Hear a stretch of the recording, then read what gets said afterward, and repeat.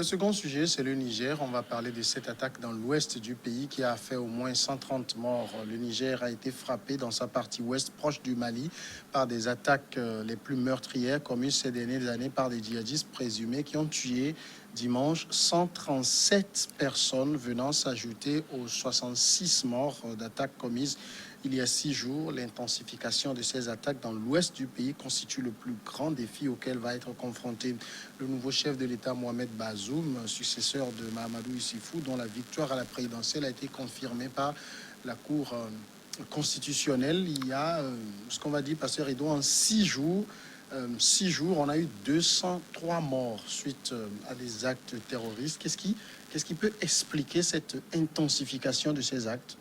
D'abord, Samuel, nous inclinons devant la mémoire de ces morts, ces civils innocents. Samuel, c'est des civils innocents. Des gens qui reviennent de marché, des gens qui vont faire les achats, des gens qui reviennent des champs, et que ces lâches personnes se permettent de les tuer froidement. Qui enlèvent les vies des gens pour rien, au nom d'une certaine doctrine,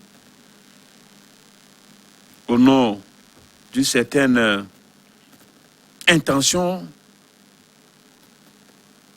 dont je ne maîtrise même pas le contour. Ça fait très mal. Ce que le Niger est en train de subir en moins d'une semaine, plus de 200 morts. Donc, l'homme créé à l'image de Dieu peut facilement être tué comme ça. En tout cas, ces personnes-là, c'est des gens sans scrupules, des gens sans conscience. Ils continuent de semer, de la désolation dans les familles et dans les pays. Ce terrorisme, ça fait mal. Ça fait mal. Et dans la zone des 3 régions, des trois frontières. C'est ça, non? C'est à ce niveau-là. Dans la zone des 3 frontières, c'est crapuleux. C'est des crimes crapuleux. Dommage. Ça fait très mal. L'Afrique n'en finira pas avec ses ennemis internes comme externes. Dans tout ça, est-ce que nous sommes conscients, nous-mêmes, les Africains, quelle pourra être notre capacité à pouvoir lutter contre ces individus, comme je l'ai déjà dit, lâches, ces individus vraiment qui semblent ne pas avoir de notion élémentaire de vie, de dignité humaine. Mais j'avoue quand même que ce qui se passe au Niger, au Mali, au Burkina, dans le Sahel, jusqu'à quand pourront-on aller vers le bout du tunnel? Personne ne saura le dire. Juste, ça fait très mal. Dimas, ça fait très mal. Vous comprenez ce qui peut expliquer cette intensification des attaques ces derniers moments? Oui, bien sûr. Tout le monde comprend. Vous parlez de 130 morts? Non, 203 morts. 137 morts. Oui, c'est 137 morts. Oui, 137 morts. Qu'est-ce qui peut expliquer? C'est la présence occidentale sur nos territoires. C'est ça qui explique ça. Cette présence, elle a toujours été là. Oui, le pouvoir change de main. Il faudrait qu'on démontre à ce nouveau pouvoir qu'on est là. Un certain degré de nuisance. Voilà, qu'on est indispensable. Qu'on doit nous considérer comme tel. C'est tout ce qui explique cela. Parce que des gens, des bandits armés puissent franchir la frontière, venir opérer facilement et repartir, alors qu'il y a des drones, alors qu'il y a des satellites qui surveillent, qui parcourent le ciel nigérien et malien au jour le jour, 24 heures sur 24. Pour détecter les ennemis. La position des ennemis. Et on nous dit qu'on ne peut pas ni prévoir ces attaques, ni les contrecarrer, ni les poursuivre les auteurs après. Je dis non. Je dis absolument non. C'est des pions qui sont en train d'être déplacés au gré des volontés des Occidentaux. C'est tout. Le terrorisme en tant que tel n'existe pas. C'est la volonté des Occidentaux pour pouvoir affirmer leur présence, organiser leur présence sur nos territoires et piller nos ressources. C'est tout. Il y a des marqueurs RFID que tout le monde connaît, des repérages à distance avec des étiquettes radioactives que rapidement on peut déployer dans un secteur bien défini. Quand vous traversez, vous ramassez ça sur vos chemises, dans vos cheveux, sur vos chaussures, un peu partout, et vous êtes identifiable par satellite, partout où vous vous trouvez. Eh bien, quand ils sont dans le désert là-bas, ils ont les drones, ils ont les satellites, ils ont leurs agents, mais pourquoi vous ne les voyez pas subir les mêmes fautes que ce que la population civile subit? Hein? C'est pas parce que si réellement il y a des groupes terroristes indépendants qui en veulent réellement des gens, c'est pas des populations civiles menues qui n'ont rien à foutre avec leur politique là. Ceux qui vont au marché, ils reviennent, ceux qui vendent leurs petits trucs, c'est pas eux qu'ils vont s'en prendre. C'est aux envahisseurs. Quel est ce pays où on épargne les envahisseurs et on s'attaque aux autochtones? Et donc des gens vont se lever au Togo pour s'attaquer aux Togolais alors qu'il y a des envahisseurs à côté. Non, c'est des gens qui sont manipulés de gauche à droite. C'est des gens qu'on pousse, qu'on drogue, qu'on conditionne à aller agir qu'on équipe, comme cela, qu'on arme. qu'on équipe. Parce que au nord du Niger, là, on ne fabrique pas les armes sophistiquées. Au Mali, on ne fabrique pas les armes sophistiquées. Au Nigeria, Aboubakar Shekau ne fabrique pas les armes. Mais à chaque fois, ils sont dotés, ils ont une dotation forte. Quand vous voyez on prend des hélicos qui viennent larguer des armes au sein de ces greniers de rébellion là. Et les djihadistes s'en emparent et puis ils vont pour pouvoir opérer avec. C'est des gens qui sont conditionnés à agir dans ce sens. D'accord. Mais il doit y avoir quand même, Pasteur Edo, une raison qui devrait expliquer cette intensification qu'on voit. Le président Mamadou Issoufou est sur le point de passer la main à Mohamed Bazoum. Tout s'est bien déroulé. On a eu plutôt 2 tours d'élection relativement calmes. Et puis, patatras, on rentre dans un cycle d'attaques djihadistes. Quelle explication peut-on tenter de trouver? Quelle explication si dans un premier temps, on admet peut-être que les terroristes sont dans une dynamique de réclamation de certaines conditions de vie, d'accord, on peut comprendre que ce qui... C'est pas vraiment le cas. Non, justement, c'est ce que je dis. Si on admet cela, mais malheureusement, ce n'est pas ça, il n'y a pas de réclamation. Ce n'est pas des gens qui estiment que on ne nous gouverne pas bien, notre territoire est riche, mais nous n'avons pas part, il n'y a pas une distribution équitable des richesses, et que nous aussi, nous voulons la part du gâteau, ce n'est pas ce que les gens la disent. En tout cas, à ce qu'on sache, ce n'est pas ce qu'ils disent. Alors, ce qui veut dire que la motivation, ou bien les motivations sont ailleurs. Si c'est ça, on peut discuter avec eux. Si c'est des individus qui ont des réclamations, qui ont une plateforme revendicative, on peut discuter avec eux. Bon, qu'est-ce que vous voulez concrètement? Posez-nous sur la table vos revendications et nous allons voir ce que nous pouvons faire. Mais ils ne posent pas, peut-être des fois. Ils vont donner des arguments farfelus, saugrenus, qui ne tiennent pas du tout. Donc, ce qui veut dire que, comme Dimas l'a dit tout à l'heure, ils sont manipulés. Donc, pour continuer par semer de la zizanie, continuer par trouver du désordre dans le Sahel et activer leur présence. Et surtout que l'autre est en train de partir. On ne peut pas comprendre pourquoi ces séries d'attaques djihadistes, alors que Issoufou est en train de partir pour un nouveau chef d'État qui vient d'être élu. Bon, donc, cela doit au moins faire dire à nous-mêmes, les Africains, puisqu'aujourd'hui, ce ne sont pas les Blancs. Est-ce que c'est les Occidentaux qui tuent? Ce sont les Occidentaux? Non, c'est les Africains, non? Ils nous utilisent nous-mêmes. contre nous-mêmes. Mais ceux qui meurent, mais c'est des compatriotes, c'est des gens, c'est des Africains. Je seul sais si c'est uniquement les Africains qui viennent opérer. Bon, de toutes les façons, on ne les voit pas. De toute façon, la plupart des temps, quand même, ils repartent. Oui, ils viennent opérer. Bon, mais, c'est-à-dire, c'est sous la barbe. Vous allez voir que quand on va c'est sous la barbe. Un homme de couleur. C'est sous la barbe comment on l'appelle, des forces onusiennes, des forces françaises qui sont là. Cette opération qui est là, qui dispose de tous les matériels, de tous les équipements de dernière génération pour observer, pourquoi pas même la position, pour cerner la position des ennemis. Si réellement telle est leur mission, ça devait être facile.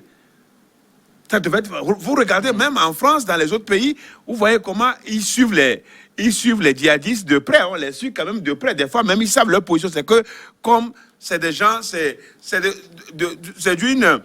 Des fois, vous savez, c'est asymétrique. C'est des choses, ce ne sont pas des gens qui sont organisés, qu'on voit un peu partout, qui sont là, qui peuvent se mouvoir, qui sont mobiles. Et des fois, c'est difficile à les... Mais ici, on voit quand même que une force de contre-attaque qui est là, mais qui semble ne pas être opérationnelle, qui est là juste pour la forme, et qui vraiment libère ses énergies à ces attaques djihadistes d'être opérées tout le temps et faire des innocents. C'est des innocents qui meurent. C'est dommage. Dans le fond, on peut aussi s'interroger pour savoir ce que réclament exactement ces mouvements. Ah oui, bien sûr. Ils réclament absolument. Vous avez une plateforme, on n'en a pas. Ils ne réclament absolument rien. C'est des pions qui sont utilisés par les Occidentaux, c'est tout. Ils ne réclament rien. Si c'est qu'ils réclamaient au départ, on a semblé nous faire croire ça. Que il y a des peuples marginalisés, par exemple les Touaregs. Oui. On ne prend pas leurs revendications en compte, tout ça là. On a tout fait pour les intégrer dans les sociétés. Que ce soit au Niger, que ce soit au Mali. Les Touaregs sont intégrés dans la gestion des pays. Et vous allez voir... comment il s'appelle? Vous allez voir Blaise Compaoré, à l'époque, les recevoir les chefs djihadistes là, discuter avec eux, leur donner des moyens pour repartir sans problème. Hein? Vous voyez? Ici, on voit que le pouvoir change de main. Il est logé même à Ouaga 2000. Ouais, le pouvoir change de main. Et maintenant, il faut tout faire pour démontrer aux gens que nous sommes là. On doit compter avec nous. C'est ça. Hein? Pendant ce temps, on pille les richesses du pays, on rend le pays ingouvernable. Et on tue les innocents. C'est ça le problème. C'est tout le problème. Ouais. Ce n'est pas que c'est des gens, des groupes politiques ou bien des groupes organisés qui ont des revendications précises. Alors, autrement, tout le monde dira, faites tout pour au moins... répondre à leurs revendications. Et puis ce sera fini. Mais ici, on dit non. Ils ont le titre là, djihadiste, mouvement ceci, mouvement cela. Alors ils peuvent se lever et aller tuer. Ils sont entretenus, ils sont surveillés de près, de très près. Vous vous rappelez, quand ils étaient partis attaquer l'hôtel Radisson Blu à Bamako, là, au Mali. Mais c'est avec les satellites des Occidentaux qu'on les a ciblés. Et on indiquait, on communiquait avec les commandos maliens pour dire que tel est à telle position, tel est à telle position. Mais au moment où ils se déplaçaient, au moment où ils sont... On ne peut pas me dire, en tout cas, personne ne peut me convaincre que... Si, j'ai plusieurs fois fait escale à Agadez. J'ai plusieurs fois fait escale à Tamaracet, au sud d'Alger. J'ai vu le nombre des drones qui surveillaient, qui volaient au ciel du désert et qui surveillaient tout le désert. On ne peut pas me dire que les nids de ces djihadistes, on ne les connaît pas. On peut pas me... Comment est-ce qu'on est arrivé à les armer? On connaît leur nid. On connaît leur modus operandi, leur mode d'opération. Tout le monde connaît cela. Quand ils se déplacent, ils sont surveillés. Il y a des satellites qui sont braqués sur le désert, qui surveillent tous les mouvements en temps réel. Et donc, quand ils se déplacent, Mais les Occidentaux savent que tel groupe armé se déplace vers tel endroit. Et il ne peut pas échapper Mais à la vigilance de... Mais nous dire maintenant que ils viennent, ils frappent et puis on ne sait pas qui ils sont et ils peuvent se replier facilement aussi et aller rester. Non. Alors, C'est des gens qui sont manipulés. Finalement, côté gouvernement, c'est quoi? On ne fait pas bien ce qu'on doit faire pour venir à bout de ces mouvements-là ou quoi? On aura